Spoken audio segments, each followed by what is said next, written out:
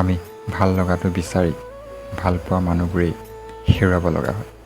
প্ৰথম অৱস্থাৰ অনুভৱ আৰু ইচ্ছা কেৱল তেওঁৰ প্ৰতি, যাক মোৰ ভাল লাগিছিল। কিন্তু নিষ্ঠুৰ সময়ৰ লগত সন্মুখীন হওঁতে শেষত শূন্যতাৰ বাহিৰে সেইটোৱে লাভান্বিত নহ'লোঁ। অতীত শুৱনি আৰু বৰ্তমান অন্ধকাৰ ভৱিষ্যত বা কি হয়? অনুভৱবোৰে যদি ভৱিষ্যত জিলিকাই দিলে হয়, সেই পৃথিৱীত সকলো মানুহেই শান্তিৰ প্ৰতীক হ'ল হয়। কিয় নাজানো, ভাল লগা বা ভাল পোৱা প্ৰতিটো বস্তুৱেই ৰং সলনি হয়। দীৰ্ঘ সময় অপেক্ষা কৰিলেও কেতিয়াও ঘূৰাই নাপায় সেই মধুৰ অতীত, য'ত মোৰ সাদৰ আৰু গুৰুত্ব সময় আছে।